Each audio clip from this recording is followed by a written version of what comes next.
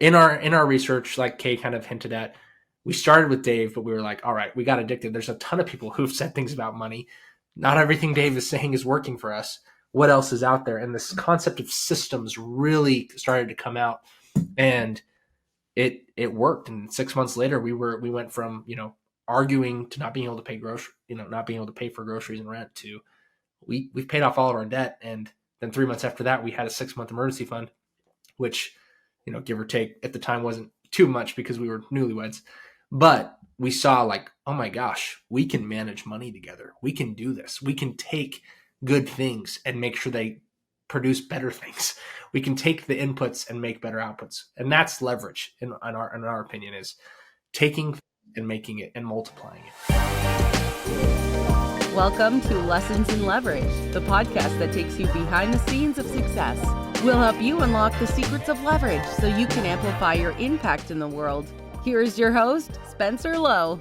Welcome back to another episode of Lessons in Leverage, and I'm really excited today because we're going to learn about how personal financial skills are a key form of leverage that can improve your life. And I personally would have never been able to start a business if I didn't have savings and a runway before I went and quit my job. And so from the time I bootstrapped that first business and was able to see how those skills translated into the freedom and the leverage that I wanted in my life, it led to where when people ask me for advice that are either not entrepreneurs or early entrepreneurs, usually the first skill I'm trying to teach someone that I care about is you have to get your personal finances in order if you want to be able to go play bigger games, whether that's starting a business or just taking additional risks and doing more ambitious things with your life. So with that in mind, I reached out to two people that I deeply respect, Dan and Kay Ockey. They are the founders of a company called Centsei, and that's spelled very perfectly for a finance company, Centsei. I love that. And so they have this financial coaching company. They co-founded it in 2018 after almost losing their new marriage to personal finance struggles. Dan and Kay currently lead a team of 8 financial coaches, and the team at Centsei has worked with over 1,400 individuals and couples to implement financial systems that accelerate their financial progress and lead to financial peace. Dan and Kay live in Charlotte, North Carolina with their 3 children and spend as much time as possible outdoors as a family. Thank you both for coming on the podcast. And I want to start out, actually, Kay, by asking you to maybe just define what this end goal is really quick. When I say financial peace, what is financial peace and why does it matter? Great way to start us off. Love it. To give you like a very tangible first step of financial peace, when we were kind of talking about this a little bit before we started this podcast, but it is that freedom to be able to do bigger things. So we would define that as a minimum of 3 to 6 month emergency savings out of all debt, so that that's not, all those payments aren't weighing you down. And that's the very first step.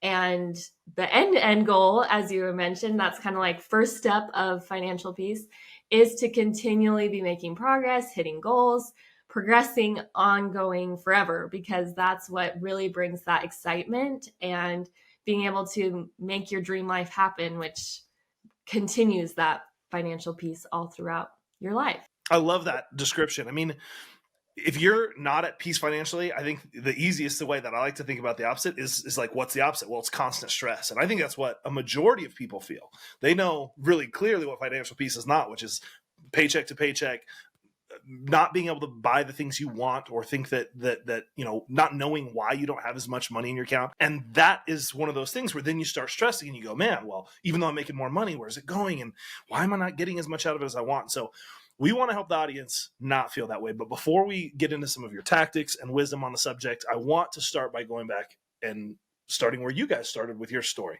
So tell me a little bit about when you first got married. Most adults don't have any financial literacy, or maybe they do. In your case, I think you guys actually had a little bit, maybe from some different sources. But now you've got to reconcile that with someone else and how they were raised and what their values are. So take me back to that moment and tell me about what your story was when you first got married.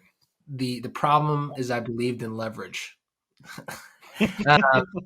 And in the wrong way. And I'm not against financial leverage, but the main problem of what caused all of our struggles in marriage was Kay had grown up the daughter of an accountant, listening to Dave Ramsey on the way home from school. And I was like, we're financing everything. And I was, I had bought some real estate education. I was like, we're going to be real estate millionaires. I was trying to run this digital marketing agency on the side.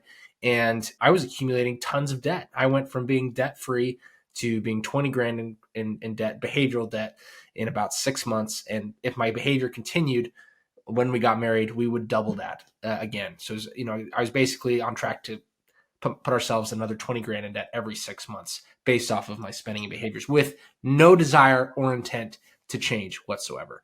And so we got married, and that was our life at that point in time. Yeah, and I think the main concern that Dan brought up isn't even the debt or even the fact that it was multiplying, but more the desire to change not being there. And that was really hard for me to figure out, how do we even talk about this if we're just on complete different pages, complete different worlds almost. So that, had a lot of contention, a lot of challenging discussions, and fighting about money a lot. And that was not how we imagined starting our first 6 months of marriage, and really we felt like we were the only people in the world that struggled with money, and everyone else had it all put together. And we were the ones that, were out in left field having this terrible time trying to figure this out. And ultimately us being able to find other education, other books, and go on that journey together, both of us being humble enough to listen to the other person's side, find a happy medium, figure out where those things fit in our own financial journey, helped us to essentially throw a bunch of stuff together and figure it out with trial and error. And through that experience, we wrote a blog article about our whole experience. We were able to pay off 20 grand of debt in 6 months while we were still in college, and continued to make progress after that. And we wrote a blog article about that and had a large response to that. And soon realized we are not the only people in the world that struggle with finances, surprise. And that was really, kind of helpful in some ways to realize that we aren't the only people and we're not alone. And that kind of started us wanting to create what we've created, is that feeling of you're not alone. Let's pull this out from under the bed and talk about things that are hard, these taboo topics, and you don't have to do it by yourself. That can be really scary and disorienting, certainly early in a marriage, but I think in general in life, because maybe even early on in someone's marriage, maybe everything they feel is in sync. They've got the same values, beliefs, psychology around money, but things change over time, and you find yourself in a situation where, man, our values are conflicting, or we're not hearing each other. The communication isn't there. Like, there's these sort of meta skills to, even before we're really talking about money, when you have to also reconcile with someone else. So there's sort of learning the skills for yourself, but there's not just one set of skills, and there's different beliefs, and it's kind of like religion. It's like you might meet someone who's also very religious, but they might not be exactly the same. And now, how do we raise our kids, or there's subsequent decisions, right? So as you're trying to unpack that, what was the catalyst? How did you go from sort of scared that you're going to lose your marriage, and we just do not agree, and we're not seeing eye to eye, and we are not willing to bend? Was there any key learnings or moments that helped you sort of turn that corner into saying, I'm going to listen, let's take a step here? What were some of those first steps? Yeah, for me, it was really, there's 2 moments. One, I wasn't managing the business money any better. I was managing our personal finance money. So there came a point where we couldn't afford rent and groceries. And one particular night, after a very stressful argument, I walked out, slammed the door, and went on a walk. And I was thinking about, I've been married for 3 months. Life sucks. Where are we going to go from here? What are we going to do? And I realized, I said, well, what, I had that thought. And sometimes if you have a spouse, sometimes you have that thought of like, what if they're actually right? That's a crazy concept. That's a crazy thought. What if she's right? And I was on that walk, and I had a thought, and I said, are my money beliefs worth my marriage? And I realized the answer was no. And that I was willing to lay aside what I believed financially to be with Michaela. I wanted to be with her more than I wanted to be right about this. We started this conversation. I said, look, I'm willing to figure this out, but we just don't know what to do. Like, where do we go? Who do we talk to? Like, where do we start? We just had no idea. And I was, as much as I was starting to humble myself, I was not going to listen to Dave Ramsey. So we ended up going on a road trip the next week to a friend's wedding in California, which I'm pretty sure we put on credit cards because it was the only way we could get there. And we get to this friend's wedding, and at the wedding, our friend's parents were there, obviously, and they were successful. They were financially well off. They were happy. And we just noticed that. And they were what we wanted to be in 20 to 30 years. So we asked them, we said, we're struggling with personal finance. Where do we start? What do we do? And they said a couple things that really helped us. They said, one, just because you're an adult doesn't mean you know how to manage money. And you need to stop pretending like it does. Like you already said, Spencer, it's a skill. And so it's something you have to learn. It's something you have to develop. And we should stop believing that we should just know how to do it. It's not that simple. It's not like breathing. You've got to learn. And the second thing they said is, don't be afraid to go get help from a third party. Like, have someone talk to you, teach you, just like you would with any other skill. And we said, okay, that makes sense. And we said, well, who's the third party you would recommend? And they said, well, start with Dave Ramsey. I was like, oh gosh, no. But at this point, I was like, whatever, we put this trip on credit cards. So let's listen to what we need. Let's try it. And we downloaded his book and we listened to it on the way home. And both of us realized that we were both had things we could improve on. Not that we agree with Dave Ramsey on everything. We don't, but it was a good starting point for us. And so we mapped out on a napkin on that ride home how we were going to pay off our debt. We thought it was going to take us about 2 years. Yeah, that's a super powerful set of recommendations from some people who are there. And I think it takes humility to ask people in the first place and be willing to say, hey, I need some help with this. And so it never ceases to amaze me that you'll find people who are at any pay level deeply unhappy, have this same sort of tension still in their marriage, still have a lot of fighting, and don't have a healthy way of approaching it or don't feel like they know what to do about it. And so having the humility to say, we need some help. I think that is a great way also to depressurize the me versus you. I'm right, you're right.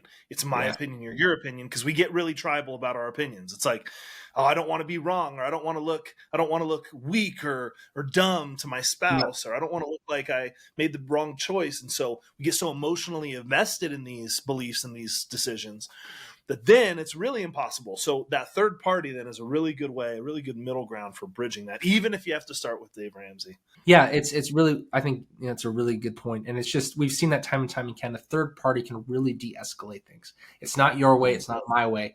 Let's create our way. Mm-hmm. I love that. And learn together. Because now we're both at the table learning.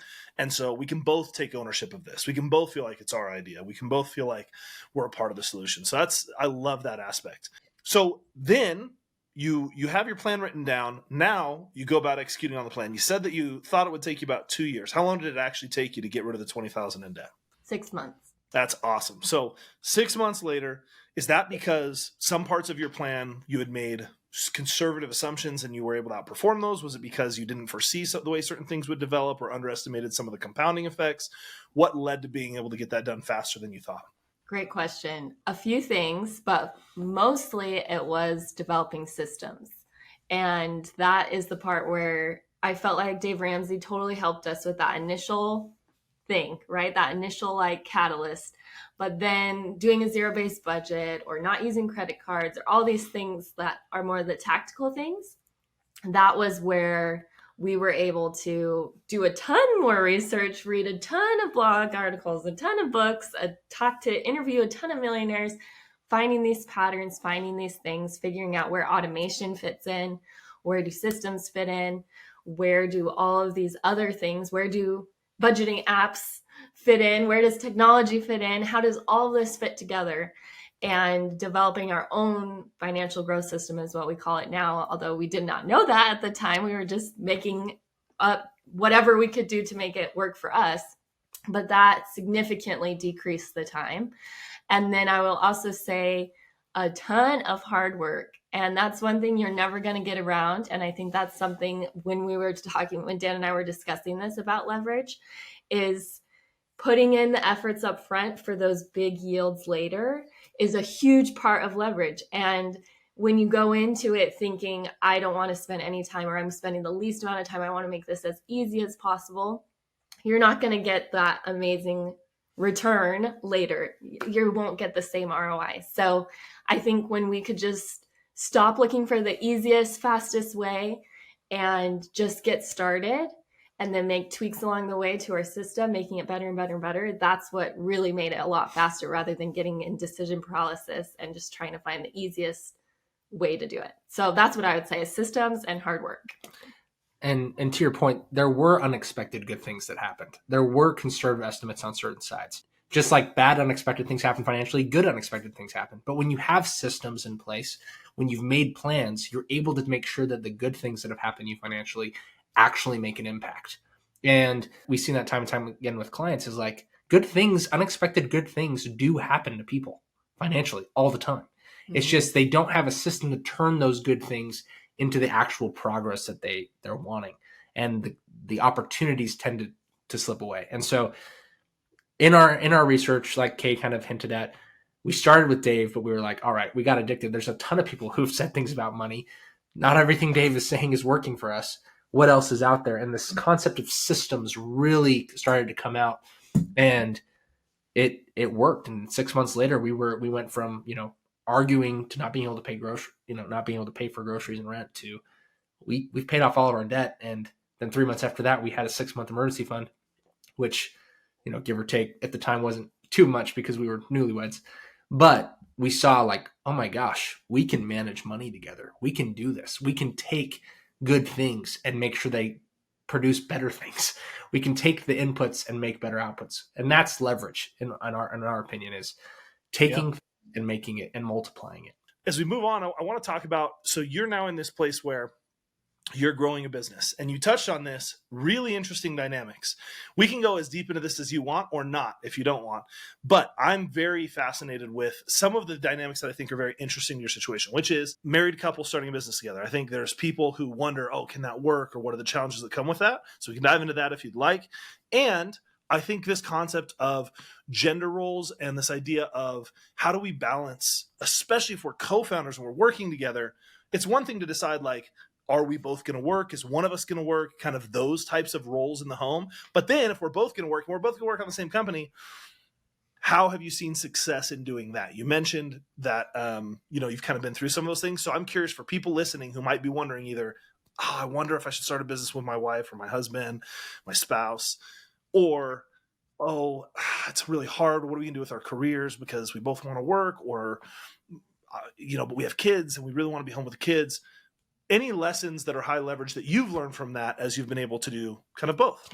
Yeah, there's a lot to this. Could be in 3 episodes. Yeah.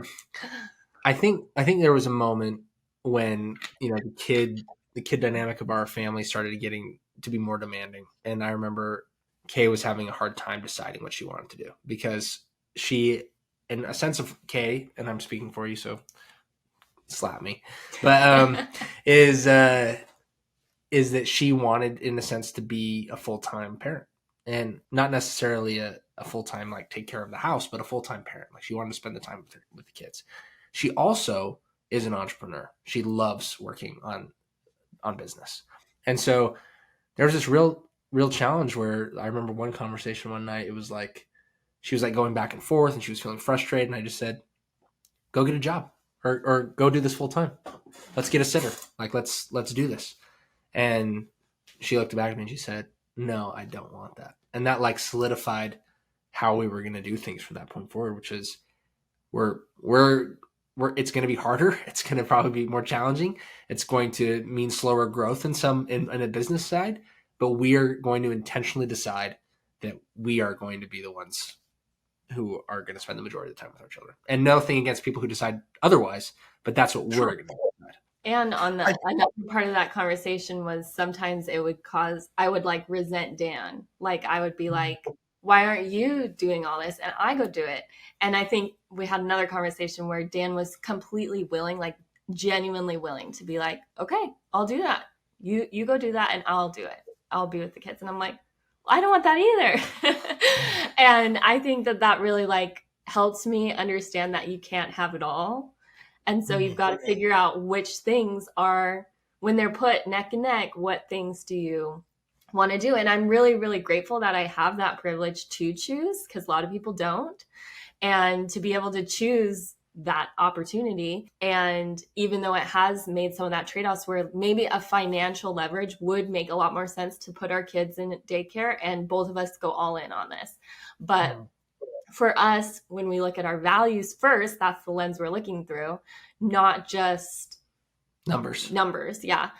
Then that kind of changes the game. And that also giving myself freedom that might change in the future. That's how I feel right now. And then maybe as our kids get older or we're in a different stage, maybe I'll feel differently. And then we can adjust and change that. So I think that's helpful for me too, not to have one decision that is permanent and this is how it's going to be forever. I really don't like terms like stay-at-home mom or working mom. I'm like, just forget titles, because I don't feel like I fit in either of those. So I just am figuring out what works for us and our family, and we'll just keep going that direction and through that value lens, making decisions that work for us. Oh, I was just going to say, I think the world really needs your voice, Kay, because it's a very challenging environment. I think in general, the world has sort of told women a lie, which is like, you can just have everything. What you just said is, I can't have everything.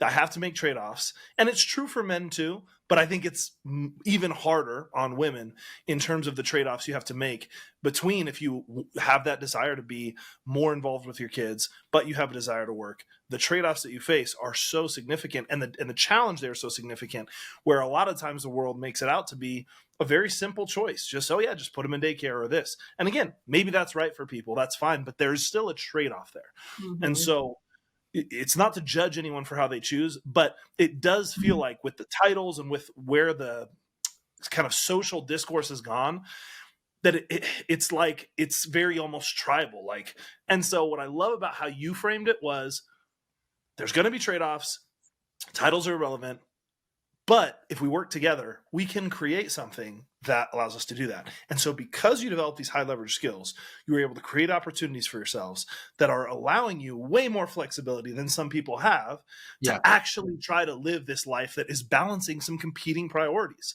because we only have so much time. And I know I feel this all the time. I'm just talking to my wife about it last night, of like, I dedicate a lot of time to work, and I feel guilty at times of like, am I spending enough time with my kids, or am I being a good enough father? And so everyone goes through that on some level of those trade-offs.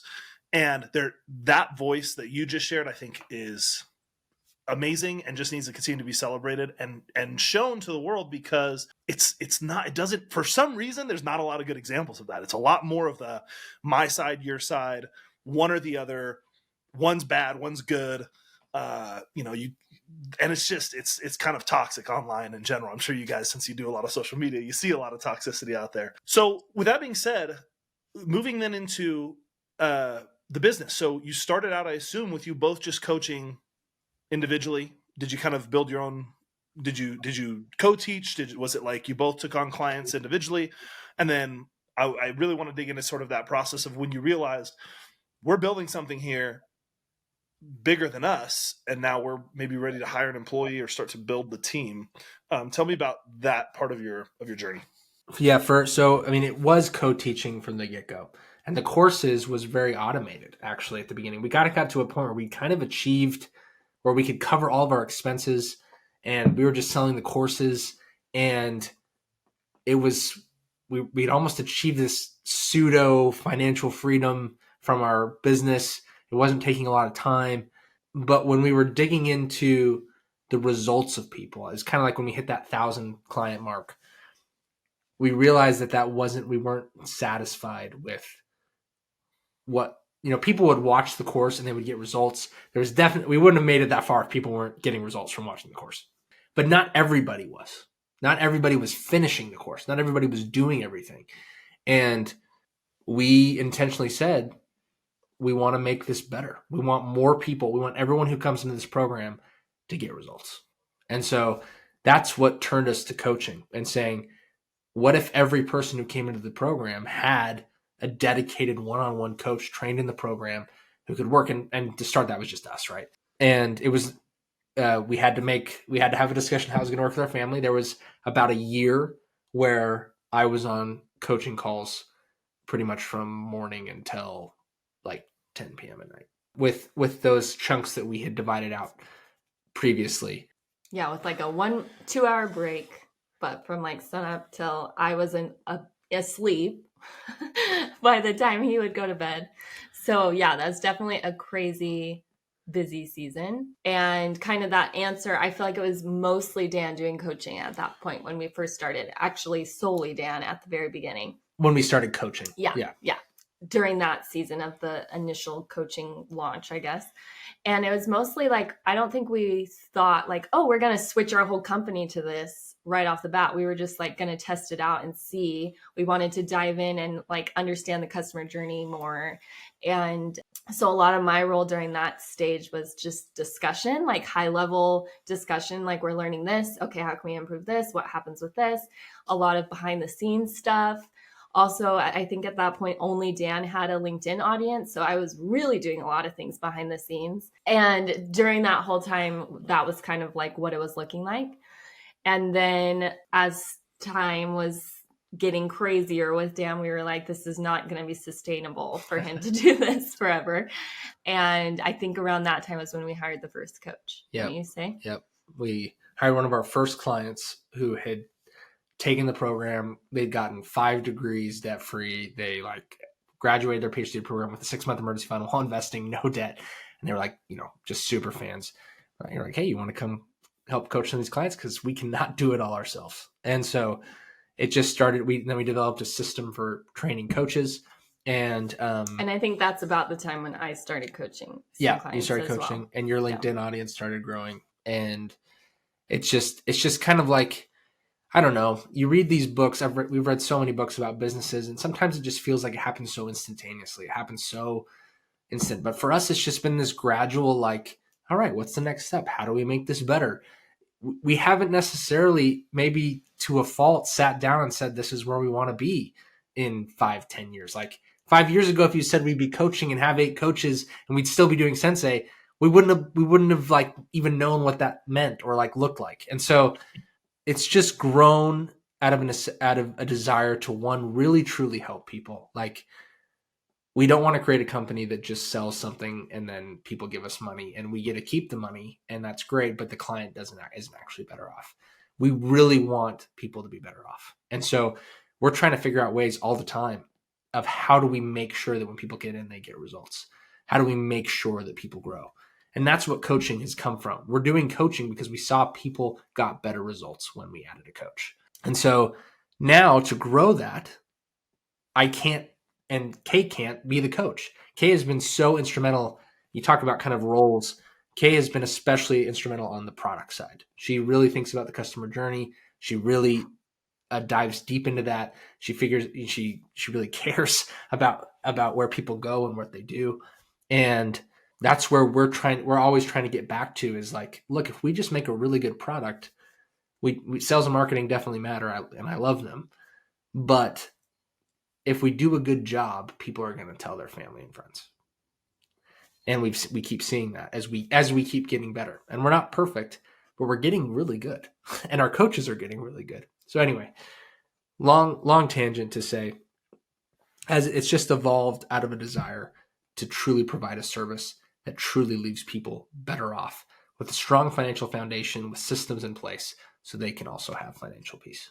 So as you've done that and you've grown the team, what's changed in your life? In what ways has that become a source of leverage for you in terms of having this assistance on the labor side? And what have you learned about sort of managing a team that has allowed you then to honor your original values and goals? Well, time leverage for sure, because going from the, sun up to past sundown of, around the clock working pretty much, to now being able to choose our hours, I feel like is a lot better for sure. And definitely comes from, like I was saying, you have to put a ton of effort for that long-term view, because you can't just say, oh, I'll just go hire a coach and they'll do all the work. Like, you have to be able to do the grunt work to a degree, right? So I'd say that's a huge thing that has changed. And also, this is, again, maybe I'm speaking for Dan, but because he's the one that manages our coaching team, but learning management skills, that's a whole different skill set than when you're a solo entrepreneur or a co-founder team entrepreneur. And so learning that and communication, and now even working more into like group communication, like we're launching this new program or this new part. How do we like get that all streamlined for all the coaches, so it's not just one coach is doing something and the other coach is doing something different, and we have one-on-one meetings with each of them, so it's like the management with them individually versus on a group level. So yeah, training skill. Training has changed. Like the day-to-day is, basically my day-to-day is changing from I'm working with 80 plus coaching clients to I'm working with 8 coaches, our admin team, and I'm going in, we're running data analysis on our Facebook ads and our LinkedIn presence and client results, and we're, product updates. Yeah. Where, mint.com is going away, so we're switching everybody to our new preferred budgeting platform we're announcing next week. And so it's like, it's just, I'm working more on the business than in the business, I guess would be the phrase that you'd often hear, is how my day-to-day has changed. And then I think our conversations have changed more to the high level of, we're sitting down and having, all right, we need to sit down and talk LinkedIn. We need to sit down and talk Facebook ads. We need to sit down and talk this app. We went through 10 different budgeting apps together over the last month and really, tried to scope those out. So it's just changed to like, now not only how do we empower our clients, but how do we empower our people to win so that they can be successful in their personal lives, so that they also can help our clients win. And it's just another layer that I've actually enjoyed a lot more than I expected, because a lot of people I would talk to was like, oh, dealing with people and employees is the worst. We've actually really enjoyed it so far, but we're still maybe a little bit early in it. That's awesome. Let's jump to some of the other questions here. So, well, actually, before I do that, let's talk. Are there any key tactics or strategies that you want to share with the audience as a starting point for anybody that is hearing this and is saying, hey, we need help like this? What in your clients do you see that are the beliefs or the precipitating events where they can be ready to get coached and to make changes and actually see results? I would say the number one is just a willingness to do whatever it takes. Is just a requirement to just say, look, I don't know what I don't know. There's no way I know everything about money. There's no way Kay and I know everything about money, even though we've dedicated our lives to trying to teach people about it. And when clients come in and they implement the system and they do the weekly financial check-in, which is probably the single most important thing. You talk about tactics. Here's what I would say to somebody who's trying to get their financial life in order. You got to know where every dollar's going. Get Monarch Money, which is what our new preferred budgeting app is, and start tracking every single dollar and know where every dollar goes. And then look at yourself in the mirror and say, do I really value spending $1,000 on restaurants if that's where your money's going? Do I really care about that? If the answer is no, change it. And when you start to have control over it and you can track it and you can start to see it, you are in control. And so that's the first step. The second step is you need to review your finances at least weekly. And some people may say, well, that's crazy. I've found if you want progress and you want fast progress with your finances, you got to review your finances weekly. It's the way, if you wanted to work out, you wouldn't go to the gym once a month. You would review your progress. You'd go to the gym, and more probably even than weekly. With finances, weekly is the cadence that gets people results. And then third, you need a full system. After you get those things in place, there's more to it. And if you do it the right way, it can really accelerate your progress. And that system includes a good budget, tracking, automation, communication with your spouse, mindset, and a big vision. And all those combine to a system that makes you unbeatable financially if you do it. That's awesome. Well, that's a message of hope and excitement for people. So if you're ready to get started with that, we'll put a link in the show notes to Dan and Kay's course, their free budgeting course as a starting point that you can take a look at. As you look at kind of the future, one of the things that we talk a lot about on this podcast is just the way that the world is evolving with AI. It's something I'm pretty obsessed with. I work in technology, and I just think the amount of disruption coming, people are underestimating. But I'm curious for you, are you using AI in your business? Is there anything that you see on the horizon that you think people should know about in this space as far as ways AI might impact or affect their money or affect your system or good financial systems? Anything that you're interested in or wanted to share on the AI front about how that's going to change things?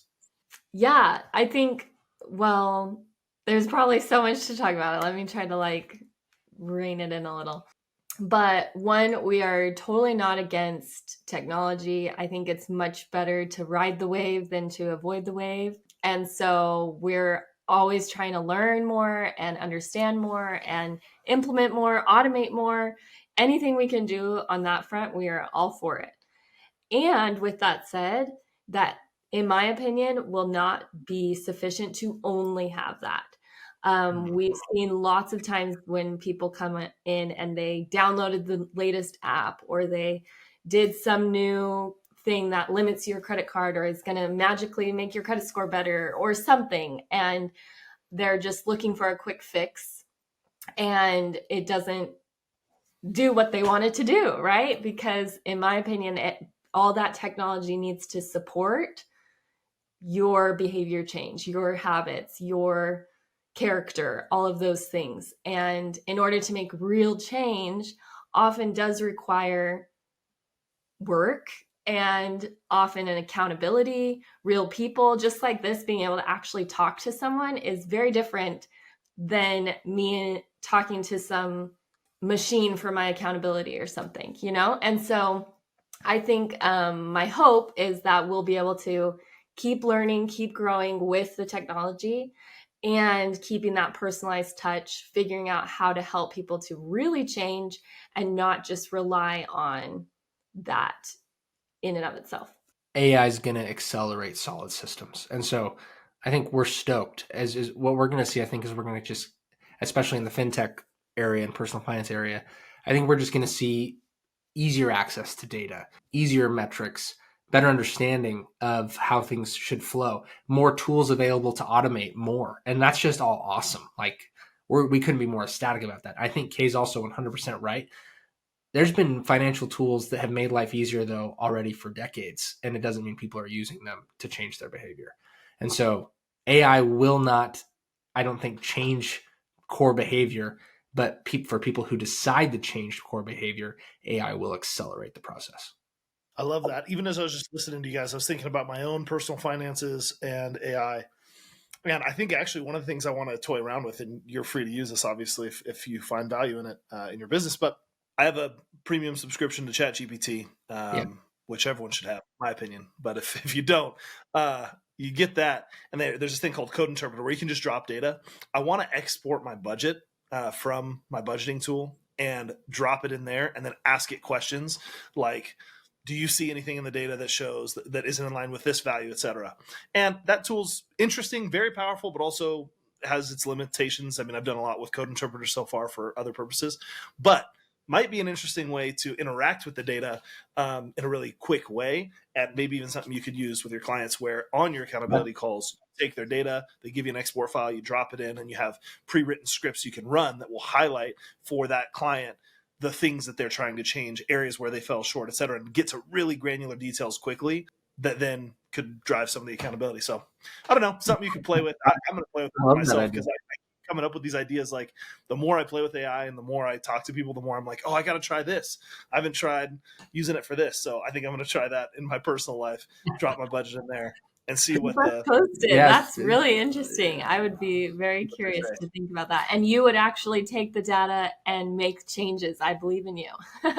So yeah, be double whammy. I mean, That's a whole nother thing. Yeah, it's not a replacement for accountability, that's for sure, or discipline. But that's one of the areas that right now with where AI is today, it's an area that I think is exploding and has a lot of potential. Is data analysis and getting to answers and asking, plain language questions and getting to pretty detailed or complex answers on a data analysis standpoint, and just saving a lot of time on that. That where normally you might have to export the data and dig through Excel or use metrics and graphs and try to drill in, and it can be more time consuming. So it'll be interesting. I agree with you. I think it's a great tool, and I'm very excited to see kind of how it helps us all.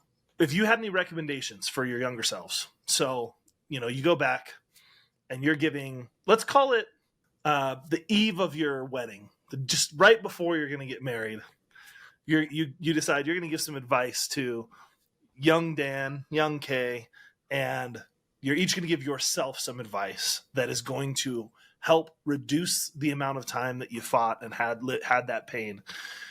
What would those either resources or pieces of advice be that you'd give to your younger self? We'll have Kay go first, and then Dan, if you want to. It's interesting. There's two parts. Just a quick one-liner, I would say, take the long view. And that would probably help me a lot, just to be able to see a bigger picture. But with that said, I actually would not change our financial journey because of how much we learned during that experience. I feel like it was like throwing us in the deep end, and we learned to swim really fast. And I feel like I learned a lot faster that way than if I hadn't had that and I was just like, learning step by step. I probably would have taken a lot longer. So that's what I would say, is that long view approach would probably help me mentally to be happier during that time, during that journey maybe, and being able to really take a step back and see how this is all fitting together. But I wouldn't change the specifics of that journey personally. You can't escape the pain, but you wouldn't want to, because that's what gave you the growth. But you Yep. could maybe have a perspective that makes it more manageable. Exactly. That's a really good insight. Dan. I'd give them our program. Here you go. Here's all the stuff you're going to learn. Future, so you don't even have to argue about whether or not it's going to work. We know it works. Yeah. All jokes aside, I think just there's so much in life, and I'm still guilty of this, that we just think we have to already know, and we don't go ask for help. And this comes back to a point you made earlier in the conversation, but like, it's okay to ask for help. It's okay to pay for help. It's okay to go get it. And the hard part nowadays is there's so many people offering help. Sometimes it's hard to know who to trust. But if you do find somebody who's honest and integrable and is sincerely trying, and I pray that's us, in at least in this realm, but in other realms too, it really can, as far as leverage goes, the ultimate leverage is getting access to information and tools and knowledge that you would have never come by on yourself, that you can shortcut in a good way to get so that you can get ahead faster, be that any area of your relationship or life. And so there's just been times, we've spent tens of thousands of dollars on coaching and courses since then, but I would just say, don't be afraid to ask for help. Don't be afraid to admit you don't know everything. Don't be afraid to get a third party, because there's so much on the other side of those things that we just don't know what we don't know. Well, I don't think there's any better way to wrap up the interview than with that advice. Thank you both for coming on.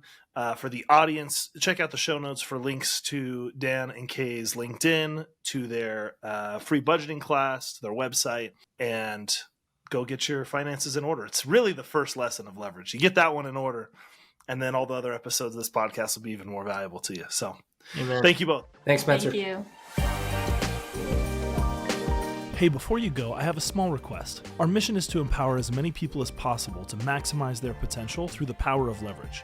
Could you help us in this mission by leaving a review on iTunes, Spotify, or YouTube? And if you know just one person who would benefit from today's episode, would you please share it with them? Your support means the world to us, and we are thrilled to have you in the community.